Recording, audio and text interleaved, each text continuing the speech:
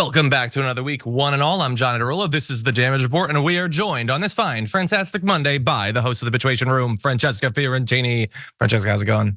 I'm good. I was gonna subject everyone to a Christmas song, but then so many came at me so quickly, and I couldn't like Fran one up quick enough. So if everyone could just Fran up a Christmas song, that'd be great. Just do your own song. What does your gut say? What's your I was go-to gonna do Christmas it's the most fantastic time of the. It doesn't work. I'm sorry. That kind of works. Yeah. She's a mean one, Mama Grinch. There you go. We could go with that. Anyway, yes, sometimes hard to do that sort of freestyling. I will also say that in line with you having trouble coming up with songs, everyone watching the show, thank you for tuning in. But you messed up because I'm all over the place mentally today. I feel like I've been hit with Havana syndrome, something like my brain isn't functioning. So I don't know what's gonna happen. You're making it up. I'm making it all up as I go along. There's a lot of really fascinating news, don't get me wrong. And not only fascinating news, but fascinating developments perhaps starting to percolate inside of the GOP primary. Dun, dun, dun. I know that I'm way too excited about polling, but there's a utterly fascinating poll that came out today that we're gonna be breaking down. One of them says Inglewood syndrome, 100%. I mean, I don't live there or anything, but anyway, yes. So a lot going on, everyone. Thank you for tuning in. Hit the like button, share the stream, send us your comments. We're still giving out Blue Apron gift cards, and you have a chance to get one with a good enough comment. Good enough. Also, by the good enough. You know, very Cindy Lauper. Good enough. Or that's not how it goes. It's a good song. It's so Goonies. Yeah, it is. See, she can come up with that song, but not a Christmas song. No Carol of the Bells coming out of this bell. But anyway, I don't remember what I was gonna say. Anyway, that's gonna send those comments and we'll respond as we go. It was gonna be something good, but as I said, Havana syndrome. Before we jump into this, I just wanna plead with all the wonderful Dragon Squad. You guys, you girl over there on the Bitchuation Room podcast, which is my show, on YouTube, which is youtube.com/FrannyFio, FRANIFIO, almost has 50,000 subscribers. Now, I know to a channel like this, that doesn't seem like a lot, but for little old me working independently by my lonesome with just a couple people, wonderful people, that is a huge milestone. If I can get to 50,000 by the end of the year, my goodness, that would be so amazing. That would be great. In your spare time, in a break from this show, go subscribe to my YouTube channel at Franny Fio. Get the Bitchuation Room into your eye holes and your ear holes and all those things. And thank you so much in advance. And now don't wait for a break or anything. You can multitask. If you're on a computer, open up another tab. If you're on YouTube, it'll still autoplay this video as you browse over to her channel. And if you're on Twitch, that's cool too, but also go over on YouTube. So you have no excuse. Also, I remembered what I was gonna say. Yeah. So every year, one of our top 10 lists that we do for our tier 2 and tier 3 members is to make predictions about what's gonna happen that year. And the year's done now. So we are going to review our predictions and see how accurate Francesca and I were. And so that'll be coming up a little bit later on for our members. And we'll be making predictions for 2024 coming up in just a few weeks. So definitely become a member so you can see that. 2024 is gonna be a really consequential year. And hopefully our predictions will be just as consequential. Now, with all of that said, Francesca, you ready to do this thing? Wait, do we have to do predictions today or next week? No. We're reviewing our predictions from January today. Because I am not prepared for next year at all. But yes, I'm excited to review the year. Yes, someone should have explained all of this in the email I sent out last night. Anyway, someone should have. Yes, someone should have. I did.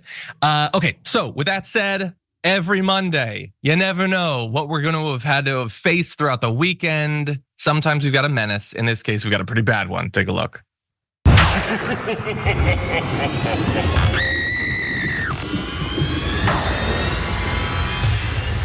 We got a lot of work to do. They're poisoning the blood of our country. That's what they've done. They poison mental institutions and prisons all over the world, not just in South America, not just the 3 or 4 countries that we think about, but all over the world. They're coming into our country from Africa, from Asia, all over the world. They're pouring into our country. Nobody's even looking at them. They just come in.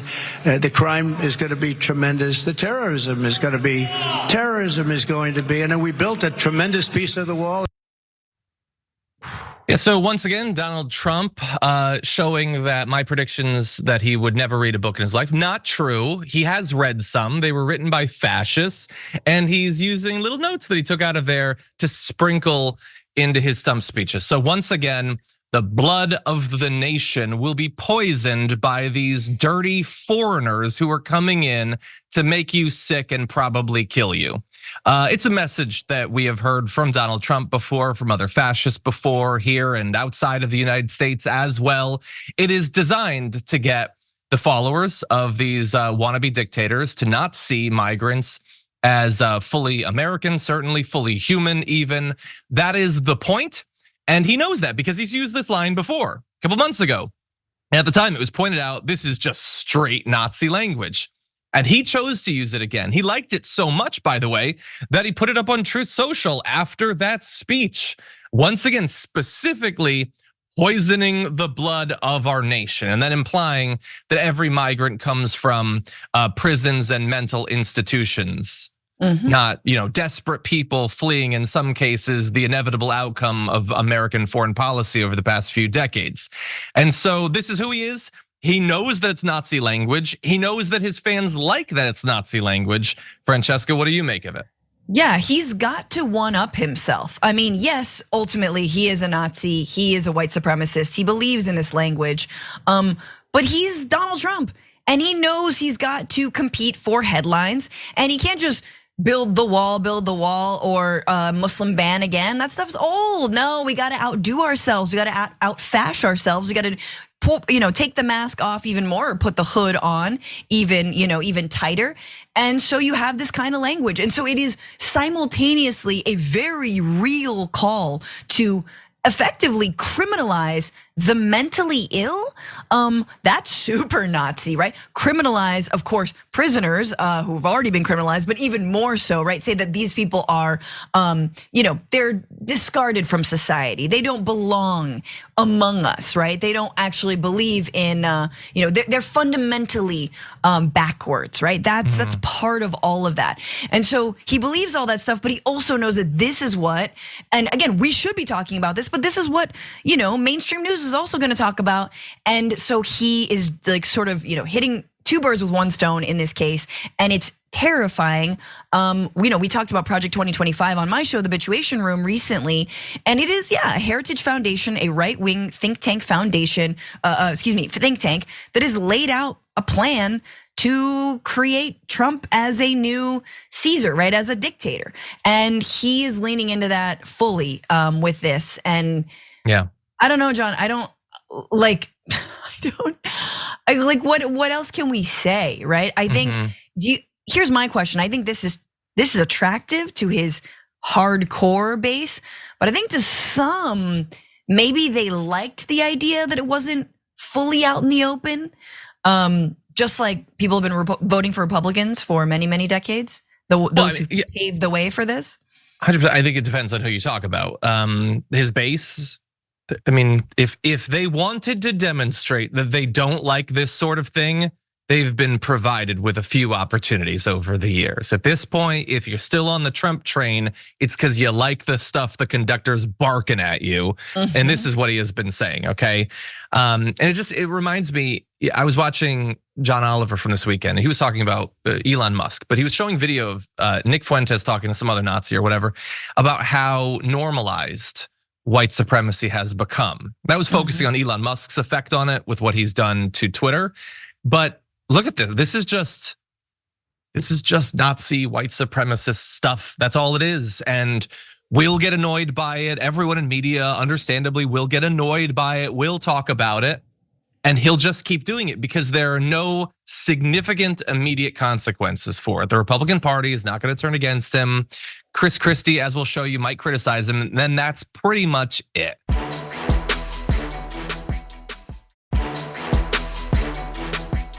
President over the weekend gave had a speech, huge rally, unbelievable crowd in New Hampshire. They didn't like his rhetoric. He was talking about the border. He was talking about people coming from other countries, coming from prisons. And they wanted to focus all the Sunday shows, Lawrence, on the word he used, poison.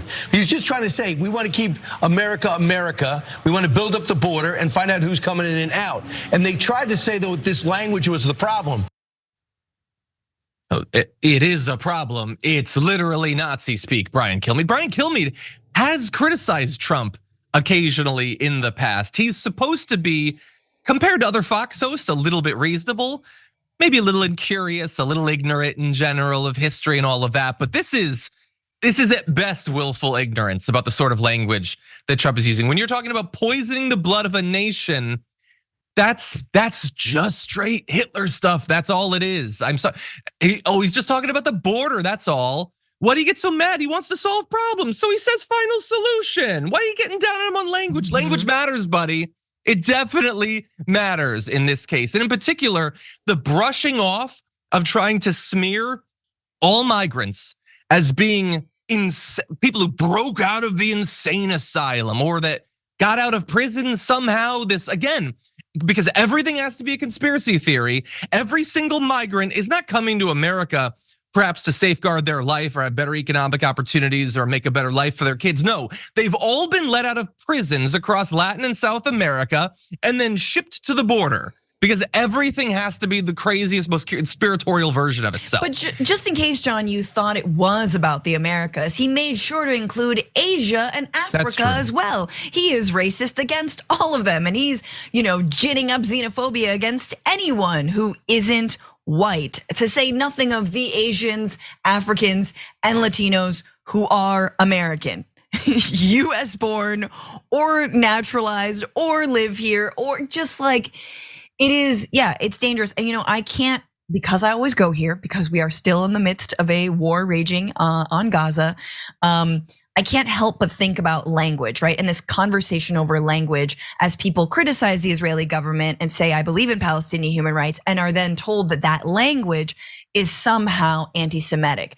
Here we have a rabid anti-Semite, racist, xenophobe saying exactly what he believes. And the right, who will call the left anti-Semites no matter what they say, is saying, oh, what do you mean? It's the same thing. Well, he's just, all he's talking about is the border. Don't get your panties in a bunch, right? It's the same thing we've heard from, this is how this gets whitewashed, right? And sure, it's Kilmeade today, but tomorrow, it could be NPR. Do you know what I'm saying? Tomorrow, it's mainstream news. It's like, what I think he's saying ultimately is that we should have strong borders. And I think he's saying, and it's like, no, that's not what he's saying. But you see the way this gets laundered and normalized. Yeah, you need to think about how this is being received by the rural Americans and Cracker Barrels around the country. Yeah, it hasn't reached the point of NPR yet, but again, Kilmeade is not Sean Hannity. He's supposed to be slightly more reasonable than that. And here he's running cover for, as you say, a raging anti-Semite. Now, there are responses that are more critical. The Biden campaign put out a statement saying tonight Donald Trump channeled his role models as he parroted Adolf Hitler, praised Kim Jong-un, and quoted Vladimir Putin while running for president on a promise to rule as a dictator and threaten American democracy. They point out that he echoed the grotesque rhetoric of fascists and violent white supremacists, which is all true, and that's good. Biden has to say this sort of thing. But we are in the middle of a campaign, and so I care way less about the statement that you put out and more about what you are doing to stop that guy from becoming president again. Because at the end of the day, I don't get to decide who wins this. I have very little effect on it. Francesca, love you, doesn't get to decide who wins the next election. But Biden's pretty instrumental in determining who becomes president again. And so if this guy is the proto-dictator that you say you believe he is, then you better be doing everything you can to stop him from getting into office. And we'll be talking a bit more about the Biden side of this later on. I will just sum up to say that at this point, I don't think they are. But really fast, Chris Christie called it disgusting. That's good. One of the Republicans can criticize the Nazi language. Again, as you pointed out, in the middle of a time where all the Republicans are using the bombing of Gaza to pretend that they're against anti-Semitism. They have literally no problem with this. And also I wanted to cite NYU history professor Ruth Ben-Gia, author of the book Strong Men, Mussolini to the Present, likened the statements to fascist rhetoric, noting that Benito Mussolini literally talked about killing rats who are bringing infectious diseases and communism into Italy. Yes, so it's not just us, the experts think it as well. Francesca, any thoughts about, is Nikki gonna criticize him? She could use a boost, what do you think? I mean, I think zooming out and just very briefly, This is why we need a real vision to stop fascism. We need real anti-fascist movements, an Antifa movement, if you will, although maybe not taking that exact tone and contour. But we need a vision that can pull us out of this, like, the sort of, again, this craven and also like somehow alluring ideology that as long as we hate and exclude everybody else that isn't like a white Christian, wealthy person in this country, then everything will be all hunky-dory. No, we need a real vision. And like, I believe that vision is a multiracial, multi-ethnic, multi-religious democracy, right? The kinds that this country was ostensibly founded on, although Republicans say, no, it should be a Christian nation. Our founding fathers were Christian. No, they explicitly said there was a separation of church and state. So all I'm saying is we need more than Biden. We need a real movement. We need something to combat this. Otherwise, they got a movement, man. They got vision. Yeah. They've got organizers doing their work. We need that same countervailing force, but for good. Yeah, and not too many years ago, we felt like we had at least a start on that, like something that could be built on. And right now, I don't know. I don't know. I don't know who's leading that. I don't know who's working on that. There are things out there, sure, but a movement of the sort that you're talking about, I don't see it right now. And I would love to discuss it, bring people on.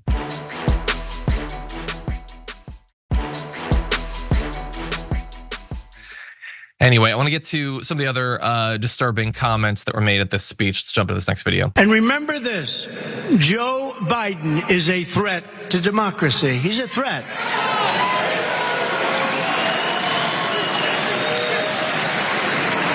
And we'll bring in adversaries, and I'll bring it in right now, but even Vladimir Putin. Has anybody ever heard of Vladimir Putin?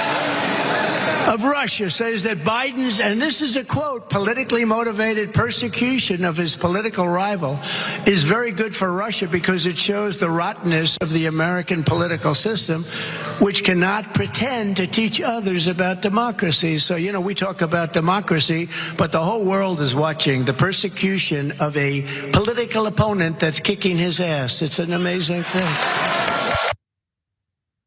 Again, he continually talks about going after, they are going after Biden right now and his family. So again, the idea that that's unacceptable as they literally do it is ridiculous. But that video starts off with him projecting onto Biden. Biden is a threat to democracy, said by the guy who tried to overthrow the results of a legitimate election, and then ends by literally parroting Russian propaganda designed to destroy American democracy and democracies of many nations. It is designed to say, America, which was thought of at least as being this advanced, successful, stable democracy. Nah, that's no good. That's no good. So they don't get to be a leader on any of those topics. We can just do whatever we want. And Vladimir Putin, by the way, is running for president again. He'll be president until literally the day he dies, and maybe longer. And Trump thinks that's awesome. Trump is literally parroting a dictator's, again, a different dictator in this case, language to justify turning away from democracy. And as he does it, he pretends that Joe Biden is the one that is destroying democracy. Now, you can criticize Joe Biden.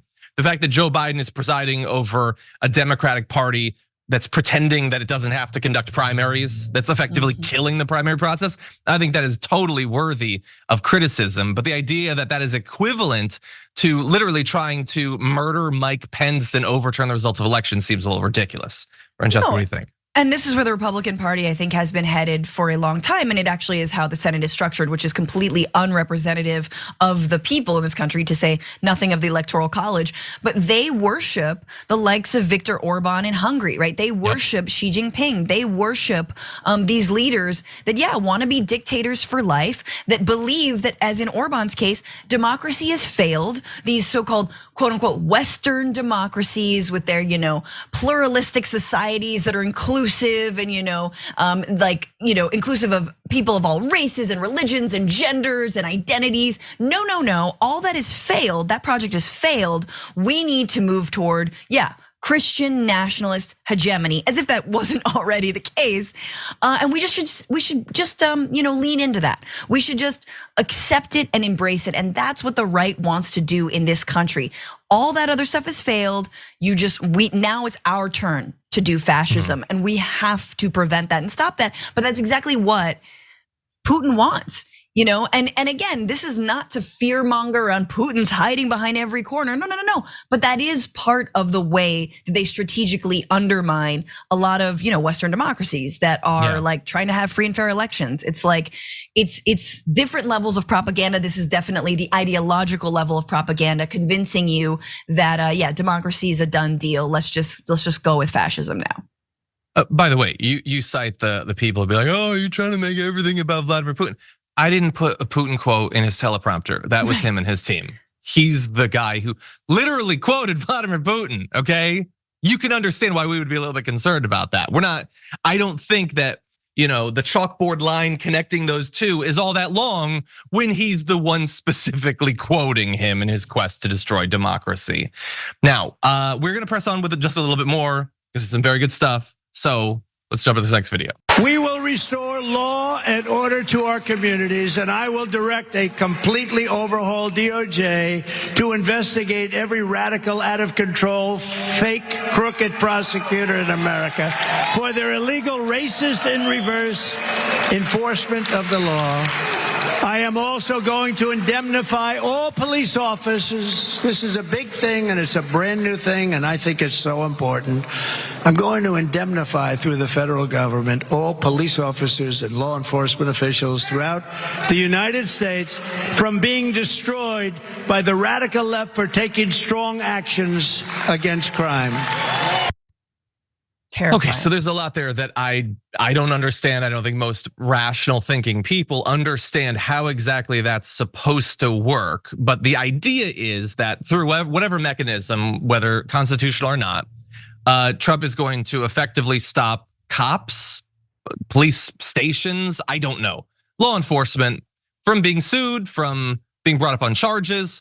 Because right now, dear viewer, you may not know this, it is too easy for the cops to face charges, consequences when they brutalize people, when they plant evidence, it's gone out of control. They need to be protected, and finally Trump has got his big new thing where he's gonna protect them from consequences. Obviously, there's a little bit of sarcasm right there.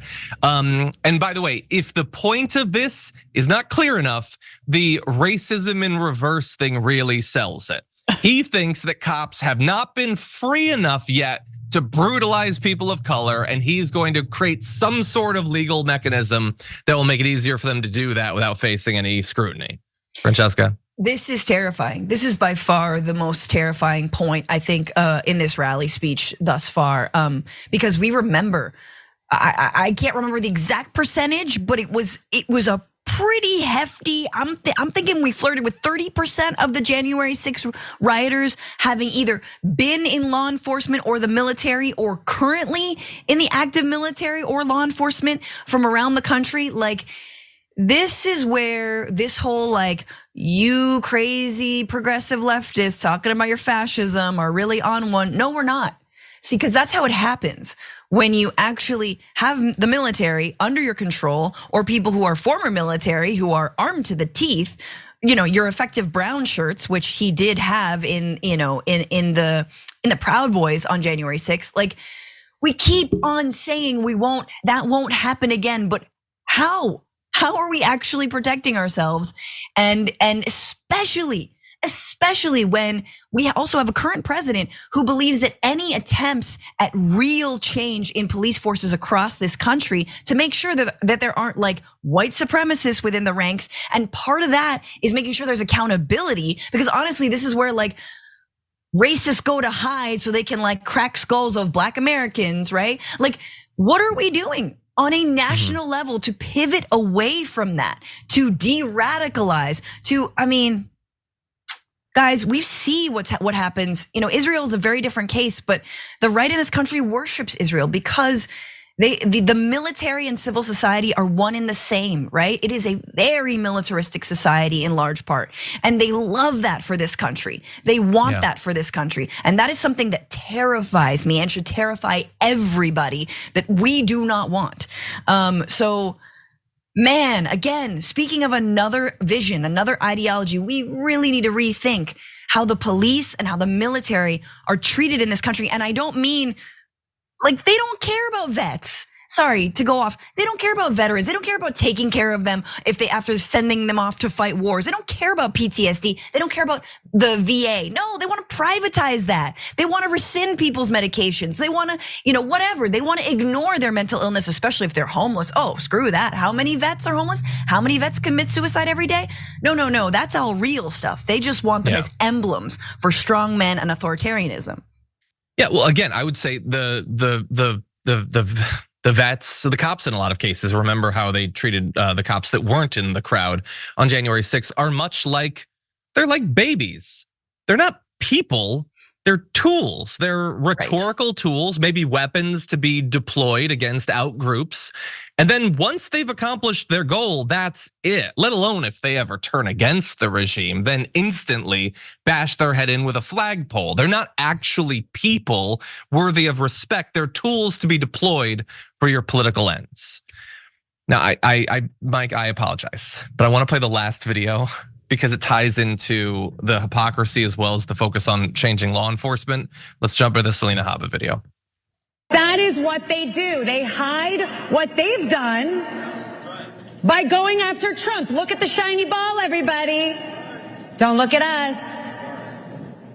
Well, they've got 1 year, and then we're going to be looking at them deep and hard. And I'll tell you right now, if I'm in Washington, I'll be relentless too. That's Selena Habba, who I believe is a real estate lawyer. Why exactly she would be investigating Democrats in Washington, I don't know. I also don't know why she's speaking at that rally. When was the last time you saw the lawyer for a president or a presidential candidate giving stump speeches? A little bit weird. It gives you a little bit of an idea of what they see the role of these people. They're part of a performance, a show, a fascist TV program. And that's what she's there for, to say we're investigating Trump as a shiny ball to distract from our own failures, as they literally try to impeach Biden and cannot even explain what it's for. And something Hunter Biden too. So again, utter projection. They're literally just saying what their strategy is, while also reminding us, as if we needed a reminder, that if they get into office, that's what they're going to deliver for the people that put them there. Not economic gains, not an improvement to the quality of the life, demonization and persecution of Democrats. That's all they're literally promising, Francesca. Yeah, and it's incredible to call him a shiny ball. Obviously, he's sort of a deflated, little scruffy, you know what? But no, he's been chewed up by the dog. Yeah, but he is a distraction. He's a distraction for Republicans as they continue their massive wealth transfer from the poor to the rich in the form of tax breaks. And as they put all of their stooges, who are basically paid for by the billionaires of this country, in the highest court in the land. So speaking of a distraction, I mean, what a Trojan horse Trump was, is, and has turned out to be for the right. You can Liz Cheney this all you want. You can disown Trump, but man, he's given you everything you ever wanted. Oh, is it a little fashy? It's funny because it's almost like that was really your coded language this entire time. The language of Reagan, the language of Nixon. Trump's just all of those people, as I've said, exhumed and stitched together and come to life using lightning. It was very disgusting. I like the sci-fi turn at the end there. I appreciate you putting that in terms that I can understand. Thank you. Anyway, look, we can laugh. We can laugh at her very purposefully using the term, the phrase deep and hard there. She fully understands conservative men in that audience and what role she's supposed to play. But we should be very worried about the willingness of so many people to, it's not just Trump doing this. It's people like Selena Habba, who I asserted that she was a real estate lawyer. I looked it up. She worked as a lawyer for her husband's parking garage company. She defended students looking to get their tuition back from universities they think defraud. But then, oh my God, there's an opportunity to be a part of this movement. I can elevate myself by clinging on to this fascist persecution that they're setting up.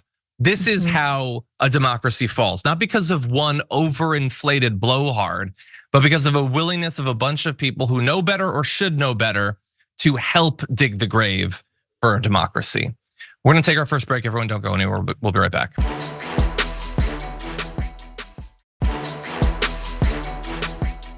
I'm not a candidate. As my kids would say, that's my jam.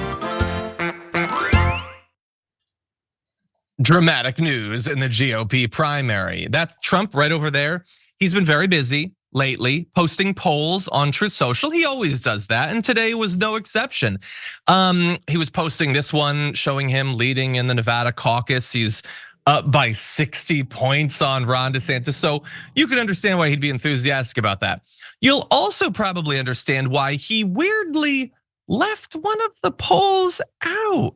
For some reason, he didn't post this one. Now, I don't know why. Let's see if we can figure it out. Maybe it's because of the dramatic tightening of the New Hampshire GOP primary. This is, by the way, this is a CBS News poll. This is not some random 4chan user putting this together or whatever. We will see if it's an outlier, but they have been tracking this over time. So it's not one random poll. This is a comparison to a prior version of this exact poll. And in it, the lead that Trump has been reduced over Haley in second place by 24 points in just 3 months, 4 months at this point. Trump is still up. He's got 44% to Haley's 29%, but she has rocketed up, more than doubling her support, racing past Ron DeSantis, who's actually lost a couple of points. Chris Christie's at about 10, he's doing okay. Ramaswamy, apparently conspiracy theories are not the key to support in New Hampshire for some reason. But anyway, she is jumping up there. And by the way, that maybe even hides her new level of support. Because if you look at this next one, which also he did not post on Truth Social, those who are considering or might vote for a candidate, Haley has now eclipsed Donald Trump in that. So many more are saying they will vote for her, and far more than that are saying that they're considering voting for her, even over Donald Trump. Francesca, are we seeing the rise of Dark Nikki? Oh yeah.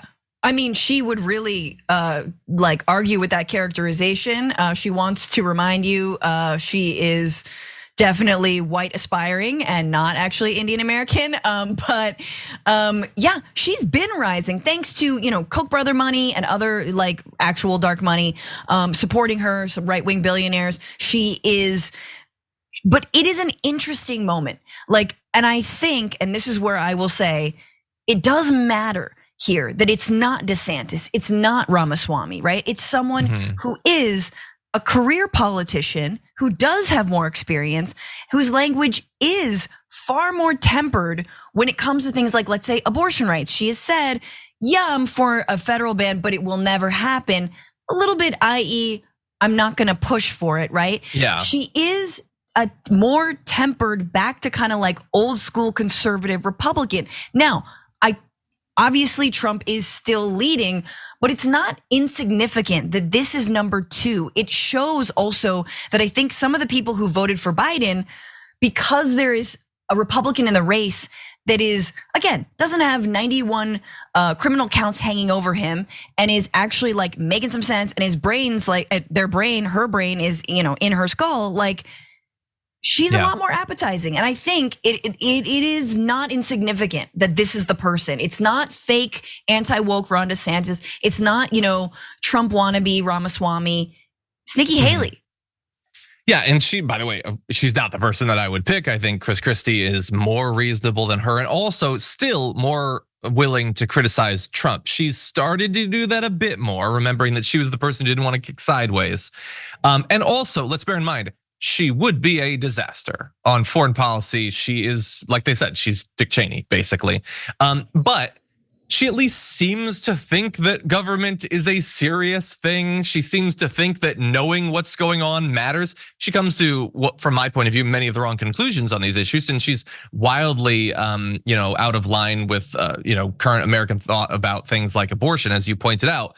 But she isn't, as you say, she's not Ramaswamy, she's not Ron DeSantis. And so, I don't know, I like to see this. It's not everything. As I showed you in Nevada, he's still up by a ton over number 2 in Iowa. He's still doing, Donald Trump is still beating Ron DeSantis, but she has got some big billionaire backers. They're running ads, they've got people in the field.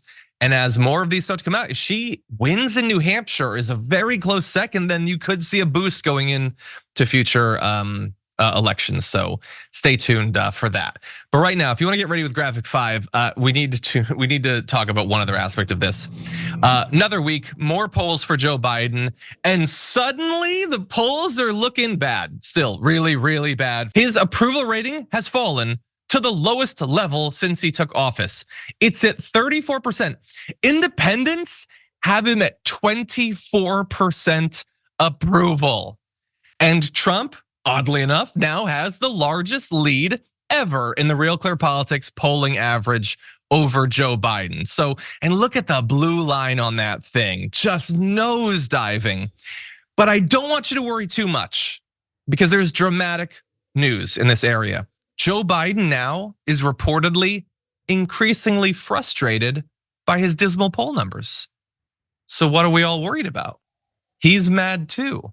He's not doing anything. He's not changing anything, but he's angry about it, Francesca, and I guess that's something. Gee, I wonder what's changed in the last 2 months. Could it be him acting like a complete Republican when it comes to, co-signing and sponsoring and even asking for more money for this war on Gaza? It is, again, he's worse than a Republican. Even Republicans have soured on like spending endless money on endless wars abroad, right? Yeah. They say, like, especially Republicans in power are like, we must support Israel, but the base, people are scratching their heads, and they have been since George W. Bush, on why we spend so much money abroad and why we can't make ends meet here at home. Like, this was the absolute wrong move. And look, if I'm his advisor, I mean, hell, I'm asking him to call for ceasefire, a week after this or immediately after October 7th, and to exercise restraint and whatnot. They've said that only in knowing full well that they're just continuing to give Israel a blank check. But I don't think it's too late for him to turn this around, but he's got to do I'm talking a 180. And I don't see that happening specifically on this issue of Israel and Gaza. I don't see him saying, I was wrong. This has gone on far too long. We're gonna redirect funds to helping Palestinian society. We are withholding funds from Israel until they allow full humanitarian aid and stop the bombing immediately. We're going to stop arming them. We're gonna, like, whatever it is. He's not willing to put the brakes on. He's not willing to, pull on the leash, so to speak. And so here we are. He's mad. Ooh, phooey. I wonder what it could be. Yeah, no, it's a great read on this particular issue. But I think the general issue is, I don't know what he's doing now, let alone what he wants to do if he gets in office again. Like, I obviously don't want Trump to become president. I think that much is clear. So don't come at me like you're trying to take down Biden. What are 3 things he wants to do with a second term? 3 specific things over 4 years as president. I don't know. I honestly don't know. And if he's not willing to come up with the plan or publicize the plan or address all these issues people are worried about, there is still time for him to step down and let someone else run. Probably not the person I would choose. There's a whole bunch of Democratic governors that I don't love that are more likely to end up taking that spot than like a Bernie Sanders or something, but at least they might be willing to fight for this thing. Yes. Considering the stakes. Okay, with that said, we have to take our second break of the hour, but when we come back, more news.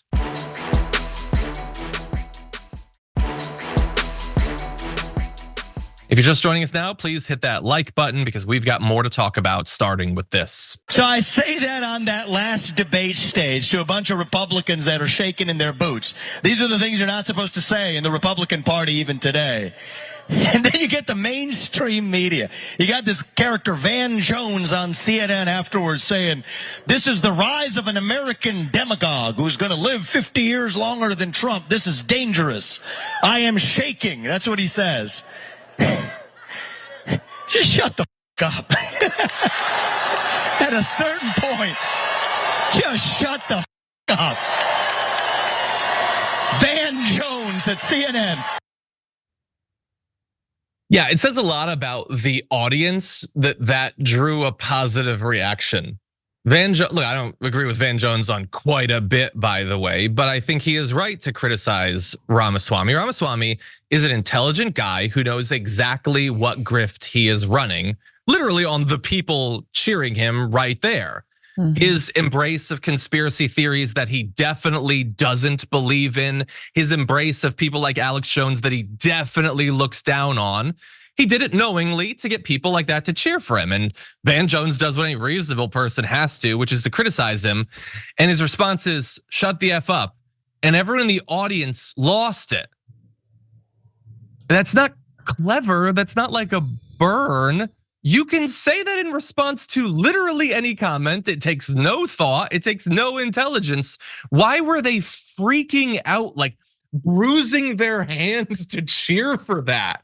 And why is that appealing at all? We were talking about this in the production meeting, Francesca, but like if Bernie Sanders responded to insane criticism of him, and I like Bernie, with just shut the F up, I'd think, okay, what else you got? The standards are so low on that side, but what do you think?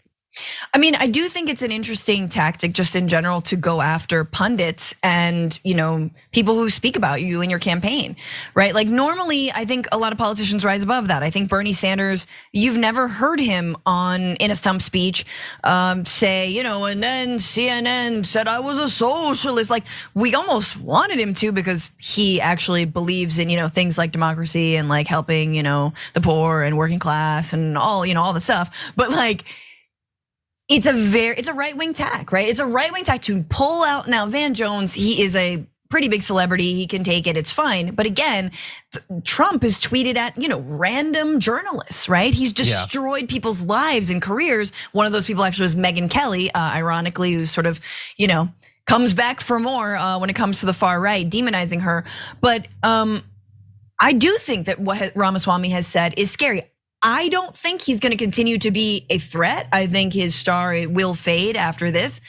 But he has said things that are terrifying to me. I think one of the things he said was the nuclear family is the greatest organizing force in the nation or in the world. And that is very chilling. That is the most like Handmaid's Tale ass crap you could say. Like it is very like, as long as you've got, and obviously he means a straight heterosexual, man, woman, children, organizing force against who? Against women, right? Against women. Yeah, that reminded me of a clip that we're not unfortunately gonna be able to play today. But yeah, look, he got his feelings hurt because someone like Van Jones, who knowing who Ramaswamy is, the fact that he was a Democrat a couple of years ago, he definitely has a very high opinion of his own intelligence. He probably watched Van Jones 4 years. He probably admired Van Jones. And when Van Jones responds to the person that Vivek has to play on TV by criticizing him, it probably hurts what Vivek thinks of as his true self. The person inside of the grift, who's better than all of this stuff that he has to say, but he's a mastermind working people from behind the curtain or whatever. It hurts his feeling that a guy that he respects would criticize him. But this is who Ramaswamy wants us to think of him as, a guy who pretends to believe nonsense about false flags and vaccines and climate change and great replacement theory and all of that stuff. Well, he also wants to be accepted, I'm sure, by all the people he used to venerate. And you can't have both of those. You get the admiration of morons like those in the crowd. That's what you get. And nothing better than that. Maybe Marjorie Greene will hug you someday. That's what you get for the grift that you're running. Anyway, unfortunately, I would love to play Megyn Kelly, but we don't have time. I think we need to move on to this final story. So why don't we do that? Really horrifying updates on the tragic story of the 3 Israeli hostages who were mistakenly killed by Israeli troops. We now find out that they were apparently holding a stick with a white piece of cloth and shouted help in Hebrew before they were shot, with all this information coming from the IDF. The victims have been identified, Yotam Haim, Samer Talalka, and Alan Shamriz, all taken back on October 7th, experienced almost certainly absolutely horrific treatment, and then eventually abandoned, left desperately in need of help, and then unfortunately and tragically killed by those who should have been there to save them. It is, by the way, the first time that the IDF has actually acknowledged their role in accidentally killing hostages, although Hamas has previously said that hostages have been killed during the bombardment in Gaza, and is almost certainly the case in even more cases than that. But apparently they, according to IDF spokespeople, were able to either escape or were abandoned. And apparently they were walking together without shirts, according to the IDF. It appeared that the three men were aware that they might be recognized by soldiers as Hamas militants, and therefore they took steps to try to make clear that they were hostages, like waving the white cloth. Two of them were apparently shot by a sniper at a distance. The third managed to escape into a building, fleeing IDF forces. When soldiers came close to the building, the hostage shouted help in Hebrew. A battalion commander told the soldiers to hold their fire, but some of them shot at the hostage and killed him. By the way, apparently a couple days earlier in that area, IDF officials had found the words SOS and help 3 hostages written on the walls in the area where they would later be killed. IDF officials said the assessment was that this was a deception attempt by Hamas. So those hostages managed to escape after experiencing utter horrors, and then just desperate to be rescued, but fearful of what might happen, took multiple precautions to try to save their own lives. And they were killed. Not even all in one attack, but one survived, seeing the 2 people that he was with be killed by their own side, fleeing, desperately hoping that he would be saved, and was still gunned down, again, despite literally waving a white flag.